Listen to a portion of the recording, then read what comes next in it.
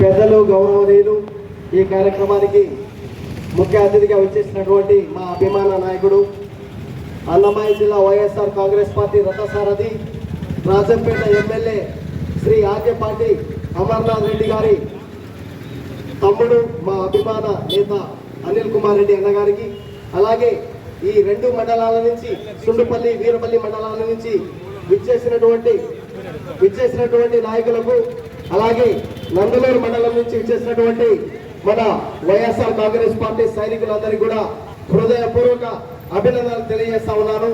మిత్రులారా, ఈరోజు ఈ కార్యక్రమానికి ఆంధ్రప్రదేశ్ రాష్ట్ర వ్యాప్తంగా జగనన్న పిలిపిస్తే ఈ రాష్ట్రంలో ఉన్నటువంటి ప్రజల కోసం, ఈ రాష్ట్రంలో ఉన్నటువంటి ఎస్సీ ఎస్టీ బీసీ మైనార్టీలకు ఎవరైనా అండగా ఉన్నారు ఈ రాష్ట్రంలో అంటే ఒకే ఒక్క నాయకుడు గుర్తొచ్చేది గతంలో వైఎస్ రాజశేఖర రెడ్డి గారు, ప్రస్తుతం గుర్తొచ్చేది వైఎస్ జగన్మోహన్ రెడ్డి గారు అని చెప్పి ఈ సందర్భంగా తెలియజేస్తా ఉన్నాను.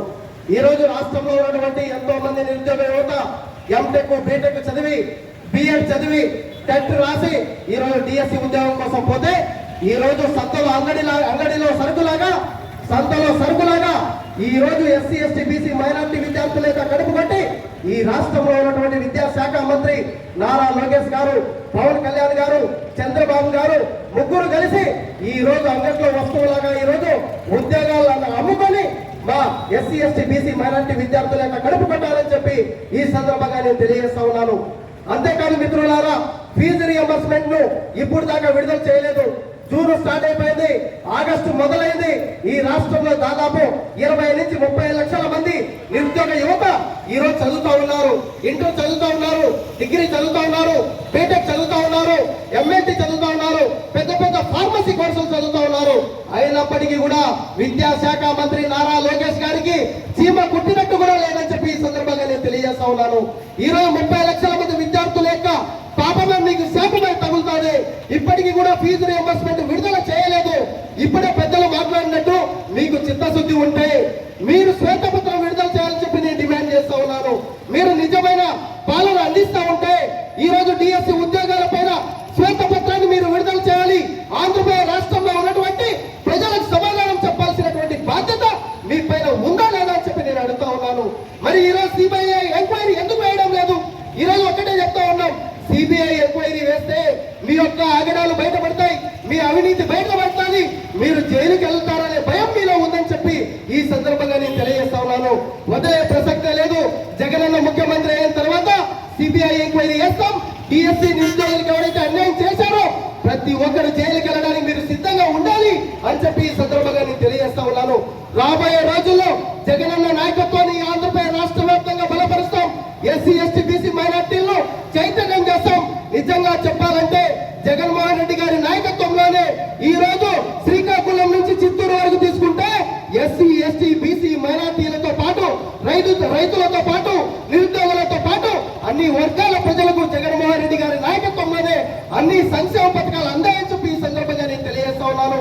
అంతేకాదు మిత్రులారా, ఎన్నికల హామీలో 24 ఎన్నికల హామీలో చంద్రబాబు గారు, నారా లోకేష్ గారు, పవన్ కళ్యాణ్ గారు ఎన్నో బహిరంగ సభల్లో చెప్పారు, ఈ రాష్ట్రంలో ఉన్నటువంటి నిరుద్యోగ యువతకు 20 లక్షల ఉద్యోగాలు ఇస్తాము.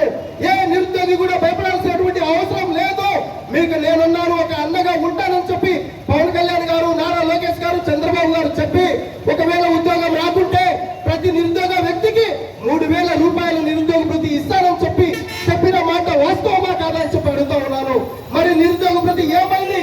ఈ రోజు రాష్ట్రంలో ఉన్నటువంటి 1 కోటి మంది నిరుద్యోగ యువతకు మీరు ఏం సమాధానం చెప్తారని చెప్పి అడుగుతా ఉన్నాను.